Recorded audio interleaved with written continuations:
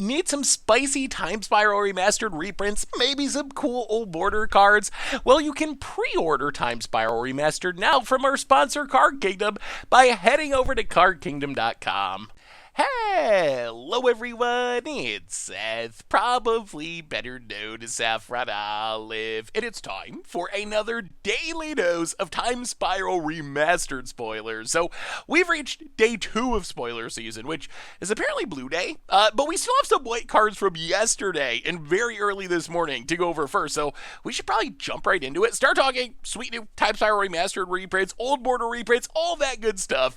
So first up today, we finally got a couple of white mythics, and I gotta say, I'm pretty disappointed. One of them is Restore Balance, which is legitimately one of my favorite cards. You've probably seen on the YouTube channel Restore Balance in Modern before. I love the Restore Balance deck in Modern, but it's still only like $4 or something. And then Crovax, that's like a Tree of Redemption style mythic. It's only like $1.30. It's not even that good. It doesn't see play anywhere. I will honestly be pretty disappointed if I open a pack of Time Spiral Remastered, which costs more than a normal pack, and I get a Crovax as my mythic. Like, that's a pretty daggery mythic. I guess it's probably okay in limited, but really it's not insane there as well. So, mythics not off to the strongest start in Time Spiral Remastered. Although, as I mentioned, Restore Balance, the Restore Balance deck in Modern is really sweet, and I'm hoping that maybe this reprint will get more people to try it out. You can put it together on a budget, and it can still be very competitive.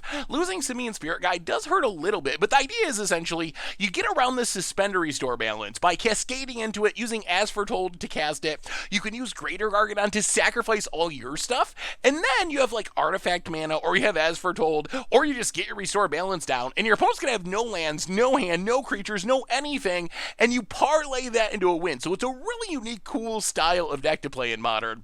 So Restore Balance Crovax, not really valuable, but I do like Restore Balance getting another reprint. We also got Pulmonic Sliver, and I honestly didn't realize that Pulmonic Sliver is like an $8 card. Players just love slivers, and Pulmonic Sliver, not one of like the best slivers, but it's still good enough to see play. Giving all your slivers flying is good.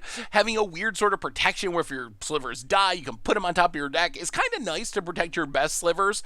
So actually, Pulmonic Sliver is ironically more expensive than either of the mythics in white that we got from the set, and it comes along with a bunch of Freds, which are mostly relevant for limited purposes, but a whole bunch of slivers. So if you want to play Time Spiral Remastered draft, you're going to be able to build the sliver archetype. We got sliver lords like Sinew Sliver, a bunch of other sliver payoffs. So cool to see slivers making a return, and Pulmonic Sliver, the most financially relevant of the bunch. So reasonable reprint, $8 rare, not going to complain about that. We also got Serra Avenger, which back in the day was a real card. Yeah, you can't cast it for the first 2 or 3 turns, but a 2-mana 3/3 Flying Vigilance used to be decent. However, that was like 10 years ago, or 15 years ago. Today, Serra Avenger essentially doesn't see play anywhere, so, I don't know. Fine, I guess. It is a Time Spiral card, so I can see why they reprinted it, but again, not something super playable or valuable. As far as the rest of the old border cards from white, we did get some more good ones. Sigil, the Empty Throne, making an angel whenever you cast an enchantment, actually really powerful. This is one of the best payoffs for enchantment-based commander decks. If you're playing like Gen, or Tetsuva, or Zur the Enchanter, this is going to be one of the best ways for you to close out the game. You just play it, cast a bunch of enchantments, make a bunch of angels, kill your opponents, and the same thing is true for Enchantress decks in other formats, like Pioneer Enchantress, Modern Enchantress, even Legacy Enchantress uses Sigil of the Empty Thrones as its finisher, so I think there's going to be a lot of demand for this one. It's been reprinted a bunch of times, so it's not very expensive, but I think players are going to want the old border version of this card in specific, because like I said, Commander playable, Legacy playable, Modern playable, and that's really what you're looking for, I think, with these old border cards, because it's players that are playing these older formats that are really going to want them and be excited by them. We also got Mirror Entity, which we actually just played a week ago in our 5-color bear deck, so being a changeling actually makes it pretty powerful, and it's kind of a backup payoff. You can dump all your mana into it, make all your creatures all creature types, make them huge, kill your opponent, so it's not really a staple in any deck or any format, but you can do cool things with it, and it does show up a lot in Commander in a very specific narrow archetype, which is Tribal or Shapeshifter Tribal. So if you're playing like Tribal Ethereal Tribal, where you're playing the lords from all different tribes and payoffs from all different tribes, along with a bunch of changelings. Mirror Entity, it is one of the best changelings in Magic, gonna almost always show up in decks like that. So even though not a 4 of in many places, it does see enough play that I'm excited to see this old border version of it. We also got Ethereal Armor, and this is, even though it was originally a common, a very strong, very constructed playable card. Giving your enchanted creature +1/+1 for each enchantment you control at first strike means this is often in the decks that play it, giving a creature +5/+5, +8/+8, some ridiculous boost for 1 mana, which makes it a staple in like SRAM style, Boggles, Aura decks in formats like Pioneer. Also, one of the best auras in Boggles in Modern, shows up in Pauper decks as well. You play it in essentially any enchantment deck, and it's going to be really good. So, good choice, I think, for Old Border reprint. Finally, our last white Old Border card, Flickerwisp, one of my favorite cards. Flickerwisp, just coming into play and flickering something, actually pretty valuable, shows up in a lot of Death and Taxes style decks, in Legacy, in Modern, where you can Ether Vial into play, save your creatures, disrupt your opponent. Also does some sweet loops with Sun Titan in a myriad decks, another one of my favorite Modern budget decks. You could like use Sun Titan to get back Flickerwisp, and then Flickerwisp flickers Sun Titan so it comes back into play and gets back something else, and you just like rebuild your board from nothing with a single Flickerwisp. So Flickerwisp looking really sharp with the Old Border, and I think you have like enough Death and Taxes pieces now that you can almost build fully Old Border Death and Taxes in like Legacy or Modern, which I think is pretty neat. Moving on to the world of blue cards. We got one Mythic on the day so far, which is Teferi, Mage of Zhalfir. And Teferi, it's a powerful card. It's essentially like Planeswalker Teferi, with its keeping your opponents from doing anything at instant speed ability, except on a legendary creature. On the other hand, it's only like a $6 card. It doesn't really see competitive play anywhere. So better than opening a Krovax as your Mythic, but still, if you're paying $6-7 for a pack or $150-200 for a box, not really what you're looking for in your Mythic slot. As far as seeing play, you might think, oh, it's a legend, so it's a good commander card. But if you actually look at like EDH Rec and the ranking of blue commanders, Teferi actually somehow ranks behind Blind Seer, like a infamously janky commander. So it doesn't actually see very much play in commander. On the other hand, if you want to make opponents miserable, it does combo with Knowledge Pool. We've played some budget decks in the semi-distant past around this combo, where if you have Teferi and Knowledge Pool, it essentially just locks your opponent out of playing spells from their hand from the rest of the game. They get exiled by Knowledge Pool, but casting the card from Knowledge Pool isn't sorcery speed because there's a Knowledge Pool trigger on the stack. So it's just like, you don't get to play Magic anymore, and it's nicely on curve 5 mana into 6 mana. So there are uses for Teferi, but really, it's not a very expensive Mythic, although, I don't know. Reprinting it now, I guess, does have upside, so it doesn't keep creeping up and get more expensive in the future, but still, not exactly what you're hoping for when you open an expensive Magic pack. On the other end, one of the reprints that I am most excited for from this set is coming at rare, and that is Venser Shaper Savant.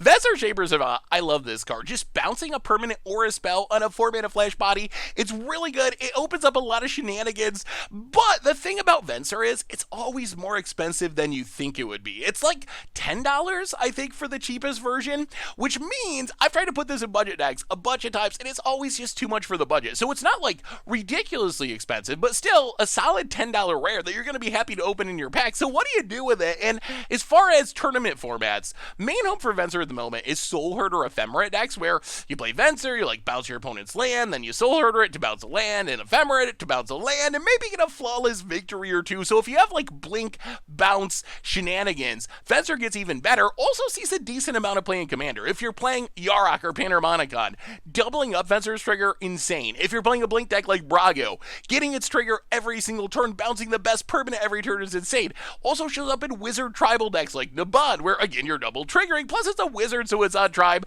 So Venser, actually one of the cards I was hoping would show up most. Not because it's like $100 and just completely inaccessible, but because this reprinting will hopefully make it cheap enough that we can put it in budget decks. Maybe it drops down to $2, $3, and then all bets are off and we can go to land bouncing town in budget decks in Modern. So excited to see Venser returning, and hopefully it's a lot cheaper. As far as the rest of the blue rares we got so far today, not exactly awe-inspiring. And Chronicler, sweet card draw spell, basically a bulk rare. Draining Whelk, counterspell on a body, worth like $3-ish, I think. Vesuvian Shapeshifter also sees a bit of play, but only like $1, so not super expensive, kind of bulk level cards. Draining Whelk has went up in value a bit recently because it's really good with Orvar, and people love building Orvar commander decks. But the idea is you Orvar down, and then you can just keep targeting Draining Whelk with cheap spells, and just keep countering all your opponent's stuff while also building a huge board of flying Draining Whelks to close out the game. As far as Vesuvian Shapeshifter, mostly shows up in morph decks. If you're playing like Animar or Kadena, then it's a really good option as a clone in your deck that you can reset by flipping it down, flipping it back up to copy something else. And that flip up, flip down ability actually opens up a infamous combo that we're going to be able to assemble in Time Spiral Remastered Limited, which is the Pickle Lock. So the idea is you have a Vesuvian Shapeshifter, you have a Brine Elemental. When Brine Elemental is turned face up, each opponent skips their next untap step. So if you have both, you can keep flipping down your Shapeshifter and then flipping it back up to copy Brine Elemental, getting the turn face up trigger, and you essentially just keep your opponents tapped down forever if you can keep doing this every single turn.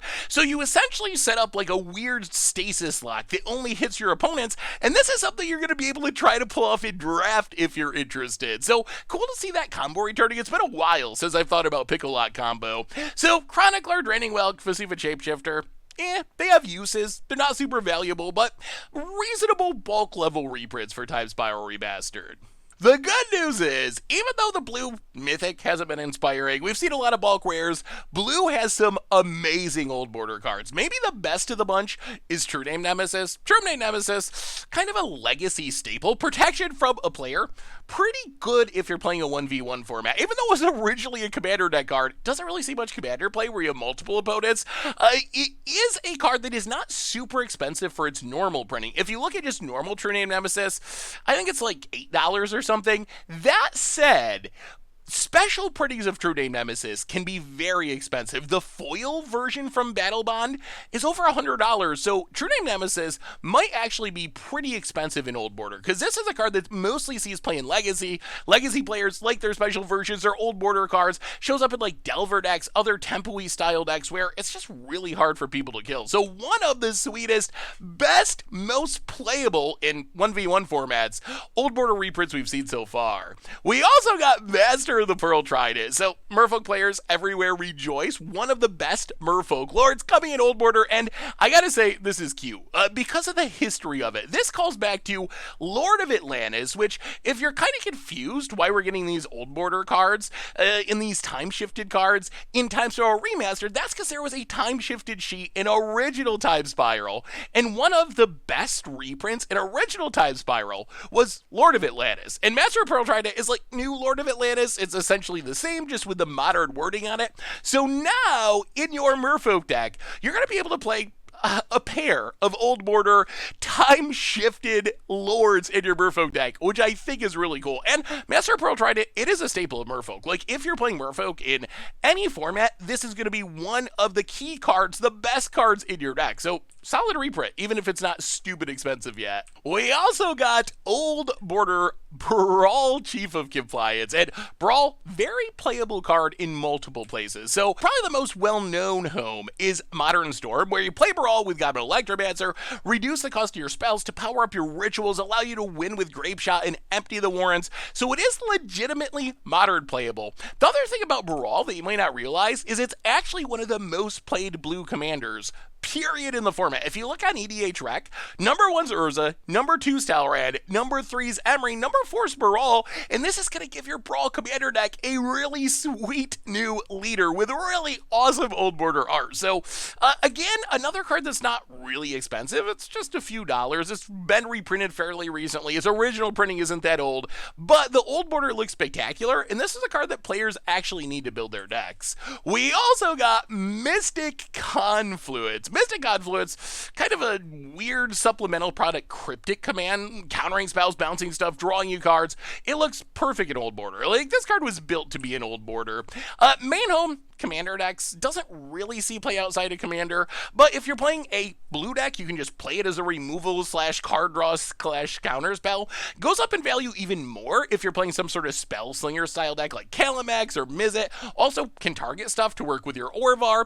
So again, not really expensive, like $3 I want to say, but a playable card that cube players also really want. This is like a staple of cubes, and I think that's one thing that we underestimate when it comes to this set is there's a lot of people that build cubes, and these Old Border cards seem to really appeal to a lot of them. So even if some of the cards you look at and you're like, I don't know, it's only worth a couple bucks, it doesn't see that much play anywhere, there are a lot of cube fans out there that are really excited for these cards and getting them in their decks. As far as the rest of the blue Old Border cards, we got some good ones. Ponder, obviously a staple, another card that it looks like it was designed to be in the Old Border. Like, how beautiful is that Ponder in the Old Border? Treasure Cruise, banned in a lot of places, but strong. Trinket Mage, another pretty playable card, also looks perfect in Old Border. Disdainful Stroke, another one I hope comes to Arena, because it actually shows up in Standard a lot, shows up in Historic, is a playable card, would be great to see those promos on Arena. Lab Maniac, a little bit disappointing these days because it's basically been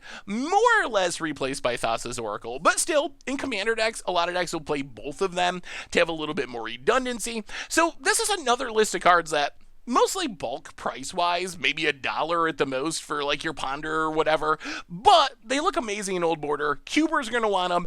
Commander players are going to want them. Legacy / modern players are going to want some of them. So even though they're not super valuable, they look amazing, and I'm going to be happy to open them.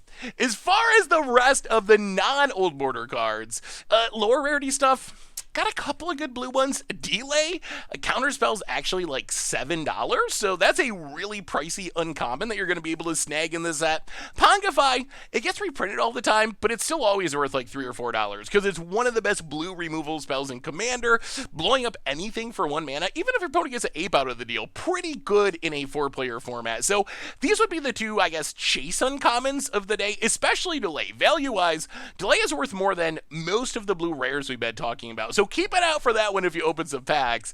Otherwise, a ton of limited stuff. And again, this isn't bad stuff. It's just stuff that's kind of filling out your set, filling out your draft decks, like Looter Core. That's a card that I love in Cube, but it's a common. It's not really worth anything, so it's not exciting to open. It's not like it's inaccessible and it desperately needed a reprint, but it's a sweet limited card, so I'm fine with it returning. Same with a lot of these cards, like Think Twice sees a bit of play, Snapback on occasion, Logic Knot with new art for Modern, a bunch of sweet cards, but not overly expensive cards. So anyway, that brings us to the end of our daily Time Spiral Remastered spoilers for today. So what do you think about all these cards? What are you most excited for? What Old Border card do you personally want the most? What do you think about the rares and the mythics? Like, I know it's only day 2. We got a lot of spoiler season to go, but so far, I feel like they've been pretty uninspiring, especially from a value perspective. Like,